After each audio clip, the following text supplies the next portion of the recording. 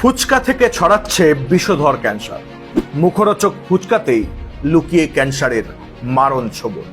এবার ক্যান্সারের কারণ হয়ে উঠল ফুচকা। মেয়েরা সবচেয়ে বেশি বিপদে। কিভাবে শরীরে ঢুকছে এই ভয়ঙ্কর ক্যান্সারের বিষ? গবেষণায় উঠে এলো চাঞ্চল্যকর তথ্য। ফুচকা প্রেমীরা এখনই সাবধান হয়ে যান।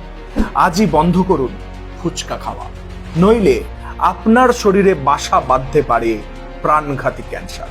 কি শুনে অবাক হচ্ছে? অবাক হবেন না, এটাই সত্য। প্রতিদিন রাস্তায় দাঁড়িয়ে দুহাত ভরে ফুচকা খাচ্ছেন, তাও টক জল দিয়ে। তাও আবার একটা দুটো নয়, একসাথে 40 থেকে 50টা, সাথে বাটি বাটি টক জল। ফুচকা এমন লোভনীয় খাবার যা দেখে বাঙালিরা মুখ ফিরিয়ে থাকতে পারেন না। শুধু বাঙালিরাই নয়, ভারতের সকলেই ফুচকা প্রেমীতে মাতোয়ারা। তবে এই ফুচকা থেকে ছড়াচ্ছে সাংঘাতিক ক্যান্সার। ছেলেদের তুলনায় মেয়েদের ক্যান্সার হওয়ার সম্ভাবনা হাই রিস্ক এই ফুচকা থেকেই। কারণ মেয়েরা ফুচকা খেতে বেশি ভালোবাসে। এটা আমাদের কথা নয়, এ বিষয়ে মুখ খুলেছেন বিশিষ্ট ক্যান্সার বিশেষজ্ঞরা। তাদের মতে জিভে জল আনা ফুচকার মধ্যেই লুকিয়ে রয়েছে মৃত্যুর ঝুঁকি। ইতিমধ্যে এই ফুচকায় ক্যান্সারে আক্রান্ত হয়েছে দেশের সিংহভাগ মানুষ। সমীক্ষায় দেখা গিয়েছে এই ক্যান্সারে আক্রান্তের সংখ্যা মেয়েদের সব থেকে বেশি। তবে একদিন দুদিন ফুচকা খেলে শরীরে ক্যান্সার বাসা বাঁধে না। গবেষণায় বিশেষ বিশেষ কিছু পয়েন্ট উঠে এসেছে।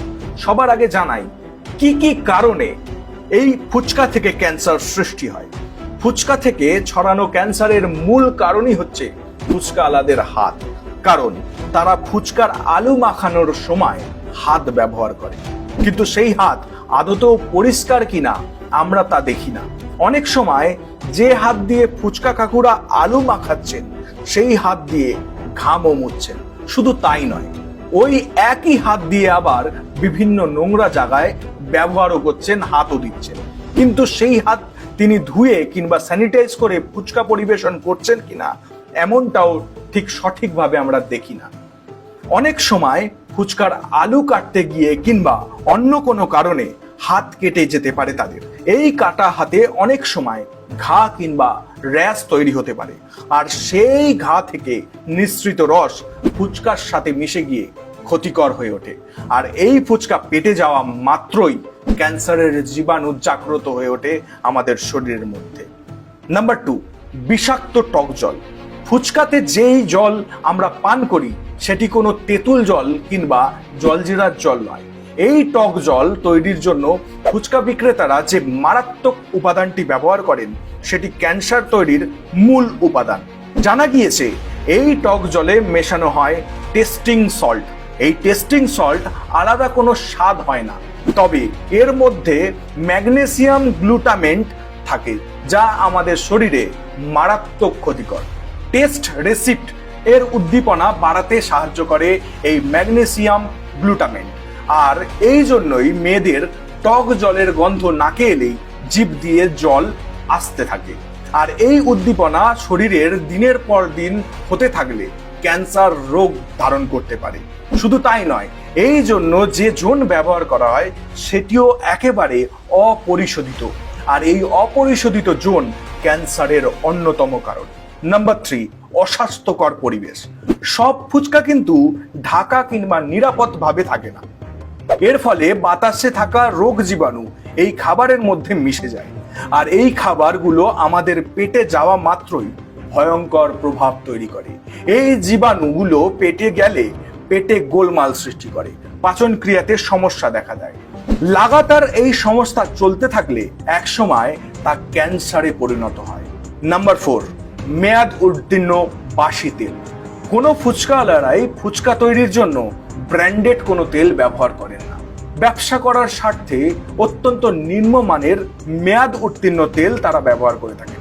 শুধু তাই নয়, এরকমও দেখা যায় একবার রান্না করা তেল ব্যবহার করার পরেও দীর্ঘদিন সেই তেলটাকেই তারা ব্যবহার করে। আর এই ধরনের তেলে ফুচকা ভাজার ফলে শরীরের মধ্যে কর্কট রোগ বাসা বাঁধে। আর তার কারণেই মেয়াদ উত্তীর্ণ তেলের মধ্যে লুকিয়ে রয়েছে নানা ধরনের জীবাণু, যা আমাদের শরীরে ক্ষতি করে। নাম্বার 5, অতিরিক্ত ঝাল। অতিরিক্ত ঝাল দিয়ে ফুচকা খাওয়া অধিকাংশ মেয়েদের লক্ষণ।